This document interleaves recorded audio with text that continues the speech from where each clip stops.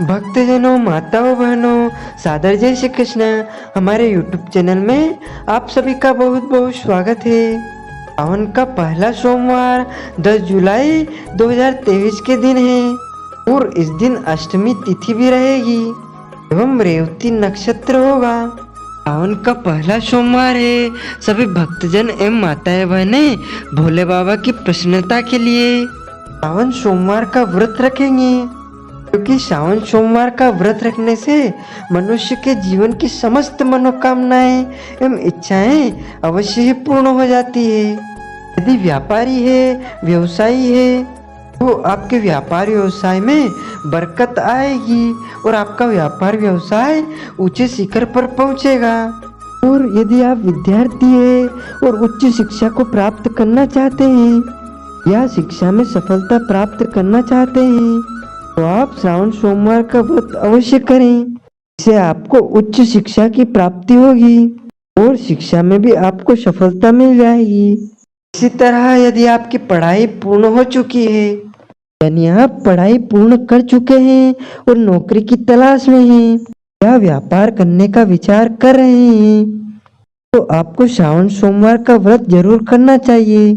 और आपकी नौकरी लग चुकी है लेकिन आपका विवाह का अब तक अवसर नहीं आया है, उत्तम वर या वधु की प्राप्ति नहीं हो पा रही है, आपका विवाह हो गया है लेकिन आपके घर में संतान प्राप्ति की इच्छा पूर्ण नहीं हो पा रही है, या फिर आपके घर में आर्थिक समस्याएं हैं, या आपके घर में पारिवारिक क्लेश बहुत अधिक रहता है, या फिर आपके घर में कर्ज की बहुत स्थिति निर्मित हो चुकी है, या फिर आपके घर परिवार में, या फिर आप स्वयं बहुत ज्यादा रोगी है, या अन्य कोई भी समस्याएं आपके जीवन में आ रही है, तो उस समस्या को समाप्त करने हेतु आपको श्रावण सोमवार का व्रत अवश्य करना चाहिए। क्योंकि श्रावण का महीना भगवान भोलेनाथ का बहुत प्रिय महीना माना जाता है। शिव प्रिय पवित्र श्रावण मास में यदि 16 सोमवार, श्रावण सोमवार, सोम प्रदोष, शिव चतुर्दशी या अन्य कोई भी व्रत रखा जाए तो भक्तों की समस्त मनोकामनाएं जल्द ही पूर्ण हो जाती है। सावन का पहला सोमवार है और इस दिन अष्टमी तिथि भी है। सोमवार के स्वामी स्वयं चंद्रमा रहते हैं और चंद्रमा के अधिष्ठात्री देवता भगवान शिव जी होते हैं, क्योंकि इस दिन अष्टमी तिथि है और अष्टमी तिथि के जो स्वामी होते हैं वह स्वयं रुद्र होते हैं। रुद्र का अर्थ होता है भगवान सदाशिव, भोले बाबा। तो इस बार 10 जुलाई को श्रावण का पहला सोमवार और अष्टमी तिथि का महासंयोग निर्मित हो रहा है, यानी इस दिन आप जो भी व्रत करेंगे, पूजा करेंगे, उपाय करेंगे, उसका जल्द ही आपको पुण्य फल प्राप्त होगा। लेकिन जब हम कोई भी उपाय, व्रत जब तब हम करते हैं तो उसमें कुछ महत्वपूर्ण नियमों का पालन भी आपको करना चाहिए। और श्रावण का पहला सोमवार 10 जुलाई को है, तो आपको 9 जुलाई से ही कुछ महत्वपूर्ण नियमों का पालन करना होगा। जैसे 9 जुलाई को आपको शुद्ध एवं सात्विक भोजन करना है, और 9 जुलाई को यदि माताएं बहनें सोमवार के दिन सिर नहीं धो पाती है तो एक दिन पहले ही यानी रविवार को 9 जुलाई को ही सर धोकर स्नान कर लें। वैसे तो शास्त्रों में लिखा हुआ है कि कोई भी व्रत करते हैं तो सर धोकर ही उसका व्रत का आरंभ करना चाहिए, लेकिन आपके यहाँ कोई ऐसी परंपरा है तो आप एक दिन पहले सर धोकर स्नान कर लें और व्रत वाले दिन सामान्य स्नान करें तथा रविवार के दिन आपको शुद्ध एवं पवित्र भोजन करना चाहिए। हालांकि रविवार के दिन आप 2 समय भोजन कर सकते हैं, इसका कोई दोष नहीं है, लेकिन ध्यान रखें इस दिन लहसुन, प्याज, मांस, मदिरा और किसी भी प्रकार का अभक्ष्य भक्षण आपको बिल्कुल भी नहीं करना है। शुद्ध एवं पवित्र भोजन आपको ग्रहण करना चाहिए तथा इस दिन ब्रह्मचर्य व्रत का पालन करते हुए अगले दिन यानी 10 जुलाई 2023 श्रावण माह के पहले सोमवार के दिन आपको सबसे पहले जल्दी उठना है। ध्यान रखें सूर्योदय से पहले ही आपको उठ जाना चाहिए। उठ करके सबसे पहले आप नित्य कर्म से निवृत्त होकर के स्नान आदि कार्य संपन्न कर लें। और नहाने के बाद सबसे पहले धुले हुए कपड़े आपको पहनना चाहिए। सावन सोमवार व्रत जो करता है उसको किसी भी परिस्थिति में काले कपड़े बिल्कुल भी नहीं पहनना चाहिए। और मस्तक पर अपनी रुचि के अनुसार तिलक अवश्य लगाएं। तिलक आप कुमकुम, चंदन, हल्दी, भस्म या जल का भी तिलक लगा सकते हैं। और उसके बाद आपको सबसे पहले संकल्प धारण करना है। वैसे तो आप अपनी मनोकामनाओं को बोलते हुए संकल्प धारण कर सकते हैं, यानी मन ही मन आपको बोलना है कि आज मैं अमुक कामना के लिए, जैसे आप शीघ्र विवाह के लिए व्रत कर रहे हैं तो आप बोल लीजिएगा कि मेरा शीघ्र विवाह हो जाए। और जो भी मन में इच्छाएं हैं वह आप बोल लीजिएगा। और एक पंक्ति का संकल्प हम जो बोल रहे हैं उसको सुनते हुए भी आप संकल्प धारण कर सकते हैं। मम क्षेम स्थिर विजय आरोग्य ऐश्वर्य अभिवर्ध्यर्थम श्रावण सोमवार व्रत कर्मम अहम करिष्ये। इस प्रकार आपको संकल्प भगवान के सामने अर्पण करना है। आपका व्रत उसी समय से आरंभ हो जाएगा। श्रावण सोमवार व्रत वाले दिन दूध नहीं पीना है। दूध से बनी अन्य वस्तुएं आप पी सकते हैं, खा सकते हैं। चाय काफी पी सकते हैं, लेकिन ध्यान रखें खाली पेट यदि चाय काफी पिएंगे तो वह भी आपको और आपके शरीर के लिए नुकसानदायी होगी। और इसलिए यदि आप उस दिन व्रत की शुरुआत करते हैं और आपके शरीर में रोग है, कोई व्याधि है और आपको दवाई लेनी होती है तो आप सुबह पहले संकल्प करके पूजा कर लेवें, यानी शिवलिंग का पूजन अर्चन कर लेवें। और उसके बाद कुछ फल या फलहारी वस्तु ग्रहण कर लेवें। उसके बाद आप दवाई ले सकते हैं। दवाई लेने का कोई दोष नहीं रहेगा। साथ ही जो भक्तजन माता या बहनें व्रत करते हैं वह यदि फलहार करके व्रत करना चाहें तो वह कर सकते हैं। पूरे दिन में आप 2 या 3 बार फलाहार कर सकते हैं, उसका कोई दोष नहीं है। और यदि आप भोजन करके व्रत रखना चाहते हैं तो आपको 3 प्रहर व्रत धारण करके, यानी सूर्योदय से लेकर 3-3 घंटे के जो प्रहर होते हैं उनका आपको पालन करते हुए जब सोमवार का दिन लगभग 9 घंटे व्यतीत हो जाए उसके बाद यदि आप प्रदोष काल में शाम को पूजा आराधना अर्चना करके, या फिर पूजा आराधना शाम की नहीं भी करते हैं तो उसके बाद आप भोजन कर सकते हैं या फलहार भी आप ला सकते हैं। श्रावण सोमवार व्रत में आप व्रत की शुरुआत जो है स्वस्थ पेय पदार्थ से कर सकते हैं।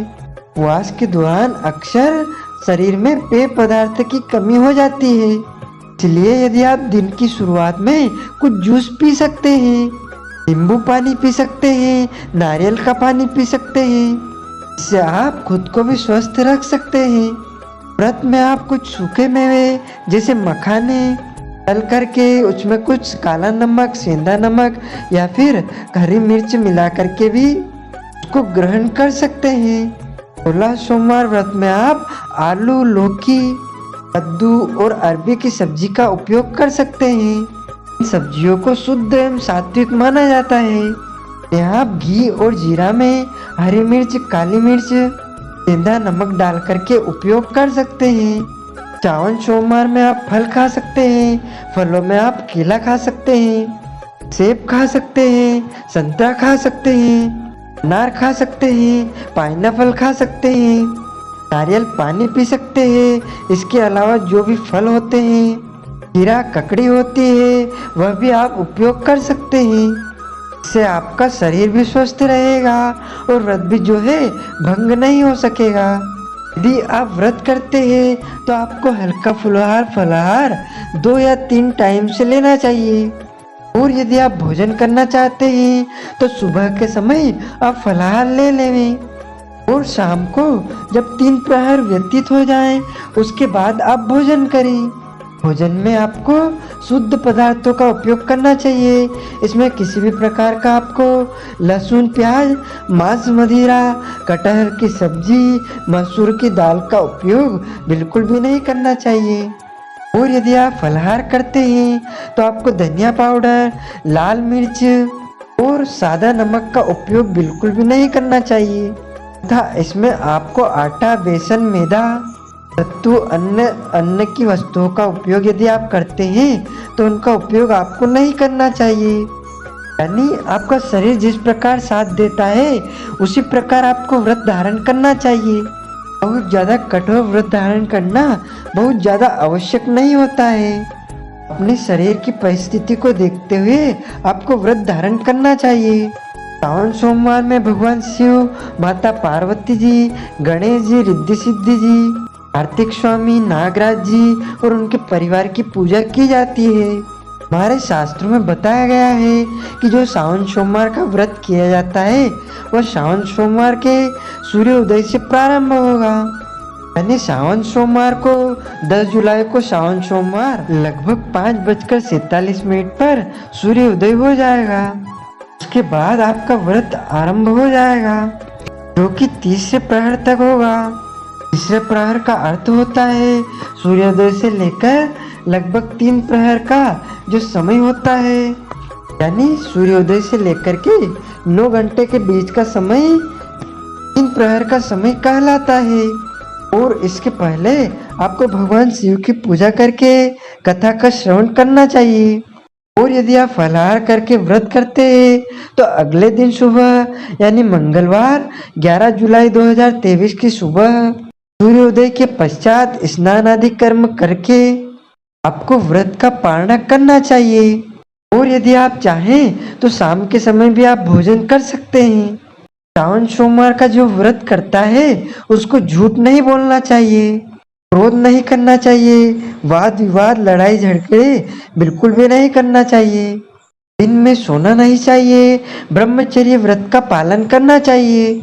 किसी भी प्रकार का कोई गलत कर्म, अनैतिक कर्म, पाप कर्म बिल्कुल नहीं करना चाहिए। शुद्धता एवं पवित्रता के साथ में पूरा दिन आपको व्यतीत करना चाहिए।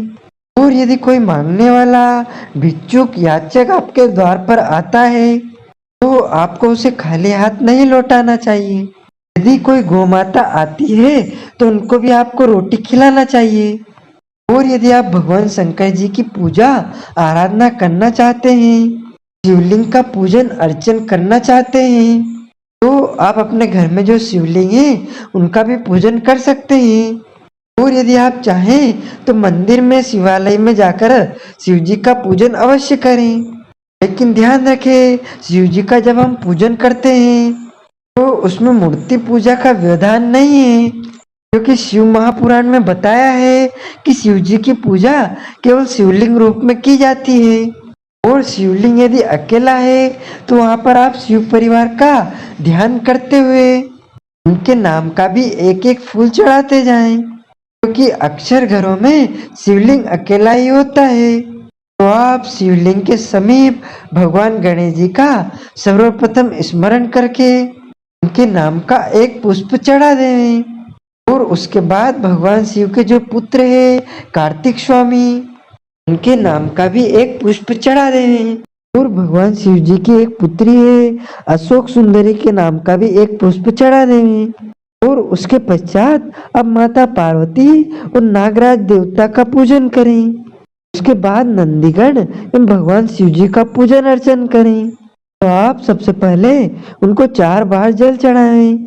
4 बार जल चढ़ाने के बाद भगवान शिव जी को दूध से स्नान कराएं, फिर शुद्ध जल चढ़ाएं, फिर दही चढ़ाएं और उसके बाद घी से स्नान कराएं, फिर शुद्ध जल चढ़ाएं और उसके बाद शहद से जो है स्नान कराएं, फिर शुद्ध जल चढ़ाएं, उसके बाद शक्कर से स्नान कराएं, फिर स्नान कराएं। उसके बाद जो पंचामृत मिला हुआ होता है, दूध, दही, शहद, शक्कर, घी, इसे पंचामृत कहा जाता है। इसे स्नान कराने के बाद शुद्ध जल चढ़ाएं और चंदन के जल से स्नान कराएं, फिर शुद्ध जल चढ़ाएं, फिर उनको आप इत्र के जल से स्नान कराएं, फिर शुद्ध जल चढ़ाएं, भस्म के जल से स्नान कराएं, फिर शुद्ध जल चढ़ाएं।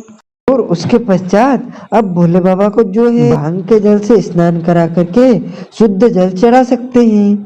इसके बाद तीर्थ जल, गंगा जल से उनको स्नान कराएं। यदि आपके पास गंगा जल उपस्थित नहीं है तो आप जल में ही गंगा जी का ध्यान करते हुए उनका नाम लेते हुए शिव जी को वह जल चढ़ाएंगे तो गंगा जल का पुण्य फल आपको प्राप्त होगा। और उसके बाद भोले बाबा को अच्छी प्रकार से स्नान करा देवे। फिर जो है चंदन का तिलक उन्हें लगाए, अक्षत उन्हें लगाए। अक्षत टूटे फूटे या खंडित नहीं होने चाहिए। साफ सुथरा और पूरे के पूरे चावल के दाने एकत्रित करके उन्हें पानी में भिगो करके शिवलिंग पर उन्हें चढ़ाना चाहिए। कभी भी सूखे चावल के दाने या अक्षत नहीं चढ़ाना है। पानी में भिगो करके ही शिवलिंग पर अक्षत अर्पण करना चाहिए। उसके बाद पुष्प चढ़ाएं। पुष्प में भगवान शिव जी को कनेर अत्यधिक प्रिय होता है। इसके बाद आंकड़े के पत्ते, आंकड़े के फूल जिन्हें धतूरा कहा जाता है। ऐसा कहा जाता है कि कनेर का एक पुष्प चढ़ाने से 1,00,000 बिल्वपत्र चढ़ाने का पुण्य फल आपको प्राप्त होगा। और उसके बाद जो है भोले बाबा को बिल्वपत्र अर्पण करें। बिल्वपत्र साफ सुथरा और कोमल होने चाहिए। नीचे की पत्ती तोड़ करके 3 पत्तों वाला बेलपत्र उल्टा उनको चढ़ाना चाहिए। समी पत्र उनको चढ़ाए, भांग चढ़ाए, भस्म चढ़ाए, इत्र चढ़ाए। और उसके बाद भोले बाबा को धूप और दीप दिखाएं। धूप दीप दिखाने के बाद भोग सामग्री यानी नैवेद्य आप जो लगाना चाहते हैं, आप चाहें तो घर से कोई मीठी वस्तु बना लेवें।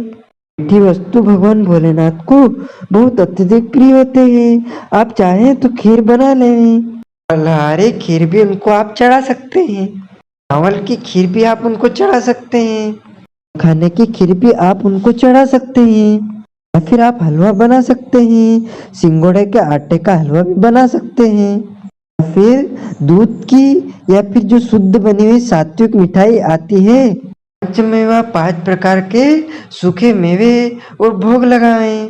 और उसके बाद भोले बाबा को पान सुपारी, लौंग इलायची, तांबुल अर्पण करें। शिव जी को शिवलिंग के सामने पूरा नारियल अर्पण करना चाहिए।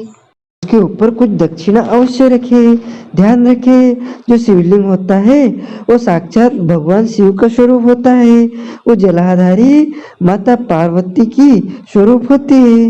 ये लोग जलाधारी के ऊपर सामान रख देते हैं, वह गलत है। यदि आप कोई जलाधारी के ऊपर वस्तु अर्पण करते हैं वह गलत नहीं है। लेकिन जैसे दीपक नहीं रखना चाहिए, अगरबत्ती वहां पर नहीं रखना चाहिए। तो भक्तजनों, माताओं, बहनों, हमारे इस ज्ञानवर्धक वीडियो को अधिक से अधिक शेयर करें, लाइक करें तथा कमेंट में हर हर महादेव अवश्य बोले। आपको और आपके पूरे परिवार को सादर जय श्री कृष्ण। हर हर महादेव।